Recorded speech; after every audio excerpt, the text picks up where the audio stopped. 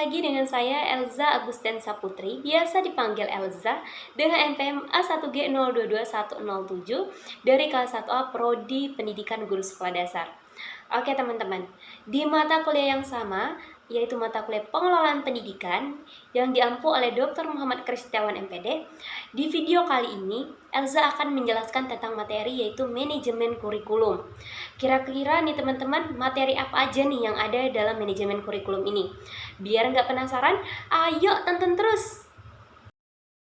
Materi yang pertama yang akan Elza bahas yaitu konsep dasar manajemen kurikulum, yang kedua ruang lingkup manajemen kurikulum, yang ketiga prinsip dan fungsi manajemen kurikulum, yang keempat komponen kurikulum, yang kelima perencanaan kurikulum, yang keenam model implementasi kurikulum, yang ketujuh yaitu pengembangan isi kurikulum, yang kedelapan yaitu evaluasi kurikulum.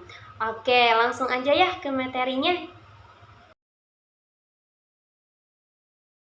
Materi yang pertama yaitu konsep dasar manajemen kurikulum. Menurut Harold B., kurikulum merupakan semua kegiatan yang diberikan kepada siswa di bawah tanggung jawab sekolah. Sedangkan manajemen kurikulum merupakan sistem pengelolaan atau penataan terhadap kurikulum secara kooperatif, komprehensif, sistemik, dan sistematik yang dijadikan acuan oleh lembaga pendidikan dalam rangka mewujudkan ketercapaian tujuan kurikulum atau tujuan pendidikan. Materi yang kedua yaitu ruang lingkup manajemen kurikulum. Ada dua nih teman-teman. Yang pertama kurikulum tingkat satuan pendidikan atau KTSP. KTSP lebih mengutamakan untuk merealisasikan dan mereferensikan antara kurikulum nasional atau standar kompetensi atau kompetensi dasar dengan kebutuhan daerah dan kondisi sekolah yang bersangkutan. Sehingga kurikulum tersebut merupakan kurikulum yang integritas dengan peserta didik maupun lingkungan di mana sekolah itu berada. Rusman mengemukakan bahwa dalam KTSP dikembangkan berdasarkan prinsip-prinsip. Yang pertama, itu berpusat pada potensi, perkembangan, kebutuhan, dan kepentingan peserta didik dan lingkungannya. Yang ke B itu beragam dan terpadu. Yang ke C, tanggap terhadap perkembangan ilmu pengetahuan, teknologi, dan seni. Yang ke D, relevan dengan kebutuhan-kebutuhan. Yang ke E yaitu menyeluruh dan berkesinambungan. Yang ke F itu belajar sepanjang hayat. Yang ke G, seimbang antara kepentingan nasional dan kepentingan daerah. Dalam konteks kurikulum tingkat satuan pendidikan atau KTSP dijelaskan secara operasional oleh Lestari 2006 bahwa siklus manajemen pengembangan kurikulum di sekolah terdiri dari 4 tahap, yaitu yang pertama itu adalah tahap perencanaan, tahap pengembangan, tahap implementasi atau pelaksanaan, dan yang terakhir yaitu tahap evaluasi atau penilaian yang meliputi standar kompetensi lulusan atau SKL, standar isi, pengembangan silabus, dan rencana pelaksanaan pembelajaran atau RPP. Yang kedua yaitu manajemen mutu berbasis sekolah atau MBS. Manajemen peningkatan mutu berbasis sekolah merupakan pendekatan baru dalam pengelolaan pendidikan yang lebih menekankan pada kemandirian dan kreativitas sekolah atau satuan pendidikan.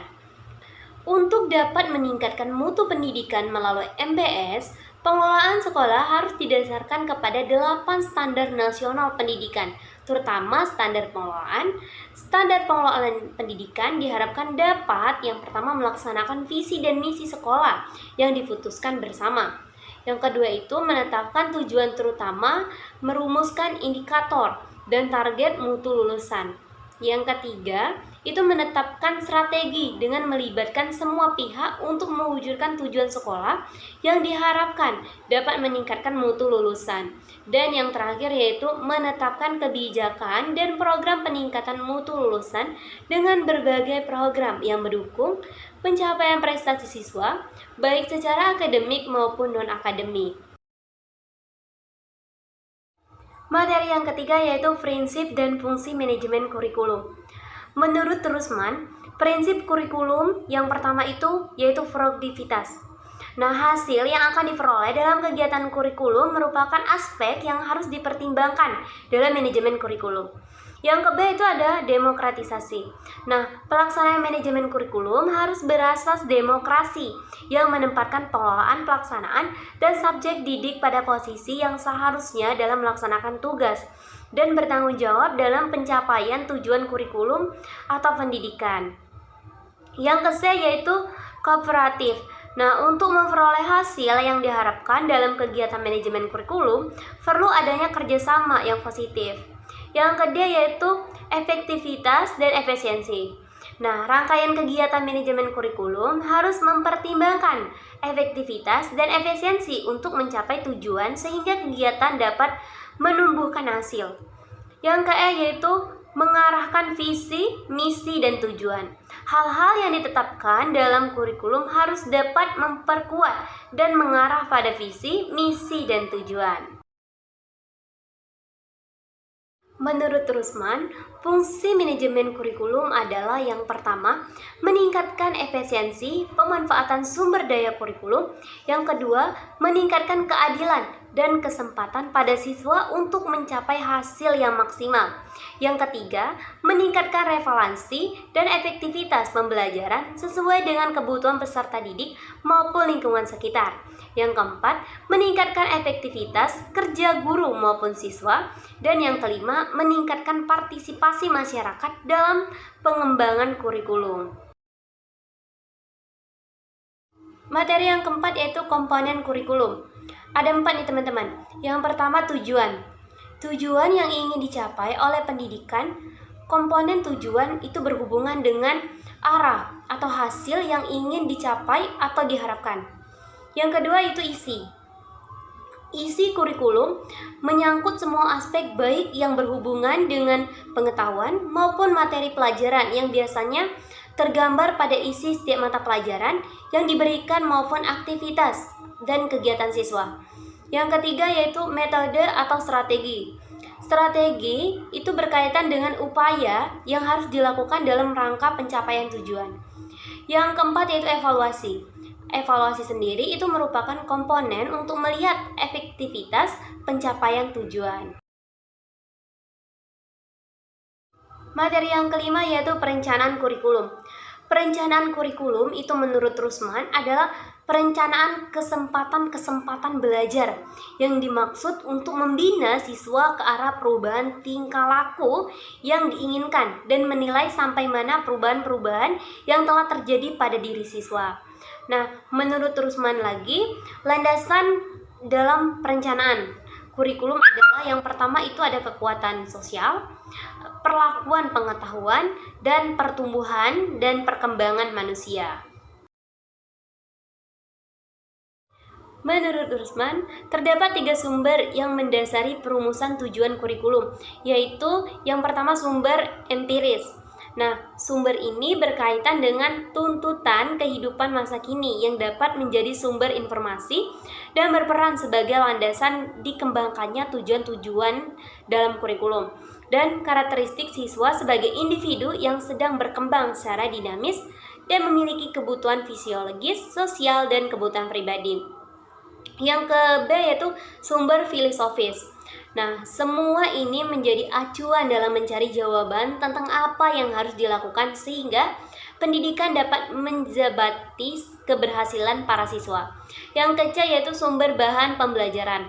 Sumber ini merupakan sumber yang umum digunakan dalam merumuskan aim, goal, dan objectivities dalam kurikulum sekolah, tepatnya perlibatan ahli disiplin ilmu dan merumuskan tujuan. Materi yang keenam yaitu model implementasi kurikulum. Miller dan Shiller menggolongkan model implementasi kurikulum itu menjadi 3 bagian, yaitu yang pertama The Conference Based Education Model atau CBAM, merupakan sebuah model yang dilakukan dengan mengidentifikasi tingkat kepedulian guru terhadap sebuah inovasi kurikulum. Yang kedua yaitu model Littlewood. Nah, model ini memfokuskan pada guru. Asumsi model ini adalah yang pertama, setiap guru mempunyai kesiapan yang berbeda. Yang kedua itu implementasi merupakan proses timbal balik. Dan yang ketiga pertumbuhan dan perkembangan dimungkinkan adanya tahap individu untuk identifikasi. Dan yang ketiga yaitu model Tory. Model ini untuk menggugah masyarakat mengadakan perubahan. Dengan model ini diharapkan adanya minat guru memanfaatkan perubahan. Materi yang ketujuh yaitu pengembangan isi kurikulum.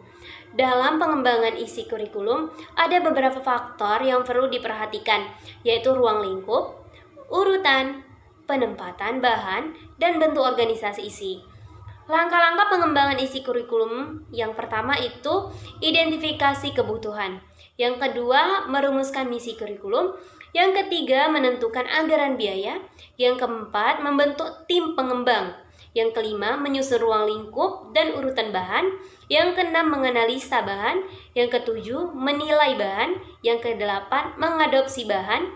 Dan yang kesembilan, mendistribusikan, menggunakan, dan mengawasi penggunaan bahan. Oke, kita udah mau masuk ke materi yang terakhir. Tetap semangat, oke? Materi terakhir yaitu evaluasi kurikulum. Evaluasi kurikulum merupakan pemeriksaan secara terus-menerus untuk mendapatkan informasi yang meliputi siswa, guru, program pendidikan, proses pembelajaran untuk mengetahui tingkat perubahan siswa dan ketepatan keputusan tentang gambaran siswa dan efektivitas program. Yang dievaluasi adalah yang pertama itu ada proses analisis kebutuhan dan kelayakan. Yang kedua itu adalah proses perencanaan dan pengembangan. Yang ketiga itu proses implementasi dan atau pelaksanaan. Yang keempat itu proses evaluasi kurikulum. Dan yang kelima itu proses perbaikan kurikulum. Oke teman-teman, hanya itulah yang bisa saya jelaskan tentang materi ini. Semoga bermanfaat untuk banyak orang dan untuk di kemudian hari. Oke, saya akhiri. Wabillahi taufik wal hidayah. Wassalamualaikum warahmatullahi wabarakatuh.